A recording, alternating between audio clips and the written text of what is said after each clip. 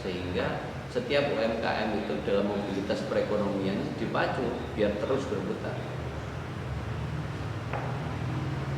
Terus selain itu Cina juga sama. Selain Cina itu negara dengan jumlah kaya penduduk, mereka terbukti juga bisa memanfaatkan sumber dayanya. Selain di Cina itu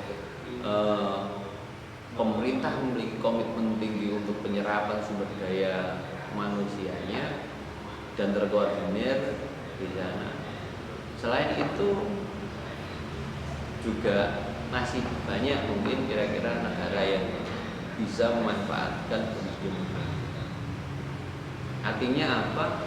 Artinya hari ini negara kita evaluasi beberapa tahun terakhir, Indonesia sedang menghadapi permasalahan yang serius. Permasalahan serius di sini dihadapi kondisi pandemik yang mungkin tidak hanya Indonesia saja ya, mau banyak belahan dunia manapun yang mengalami kondisi ini. Dengan kondisi pandemik ini kita tahu bahwasanya kurang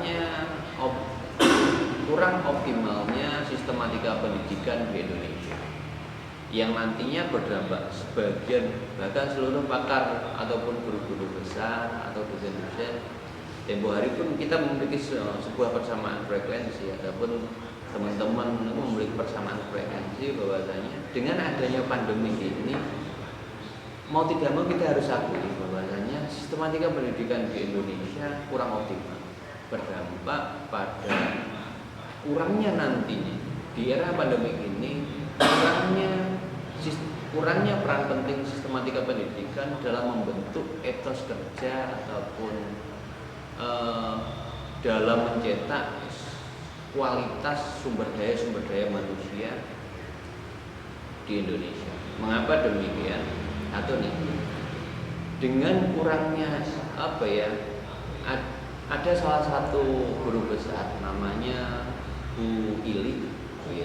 Dia itu kebetulan rumahnya di Kediri juga, di perumahan Wilis.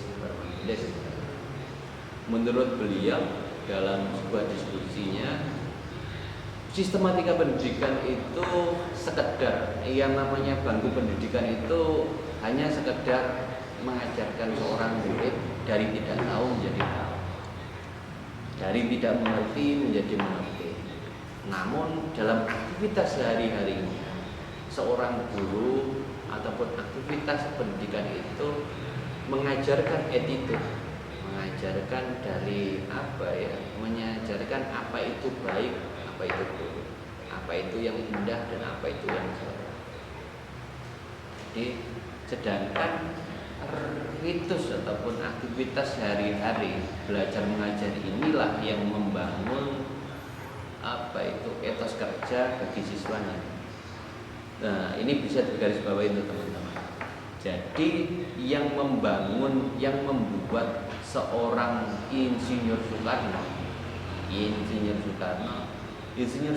itu tidak visionaris, tidak seaktif itu, tidak sekritis itu karena kuasanya sendiri. Bukan dengan apa yang ia baca, bukan sekedar dengan apa yang ia baca, bukan sekedar dengan forum apa yang ia ikuti, melainkan seperti apa gemblengan dari seorang gurunya. Karena apa? Gemblengan dari seorang orang tua asuh, seorang guru, disitulah membangun etos kerja tiap mahasiswa ataupun siswa-siswa. Jadi di kondisi pandemi hari ini, umumnya di dalam kuliah pada umumnya, kelas perkuliahan pada umumnya, kemungkinan maksimal penyerapan materi ataupun teori-teori yang disampaikan itu tidak lebih dari 65-70%. Sekarang apalagi kelas online nih, webinar, kelas-kelas online, bisa dipastikan tidak sampai 70%, 50% pun mungkin tidak sampai. kemungkinan materi diterima ataupun materi bisa diserap oleh siswa ataupun oleh mahasiswa paling maksimal itu 50%, atau seburuk-buruknya kisaran 25% dari total materi yang disampaikan. Mengapa demikian? Karena dengan apa ya, mau tidak mau mengakui ya, kita semua nih, bukan hanya kalian, saya juga sama. Dulu era penjajahan, era kemerdekaan Indonesia, para pahlawan memerdekakan Indonesia itu dengan berbagai cara, nyawa sampai nyawa taruhannya. Saat itu untuk proses mendeklarasikan kemerdekaan di tiap-tiap wilayah, mereka hanya dibantu surat kabar adapun media kala itu cuma media radio. Nah, sehingga mobilisasi informasi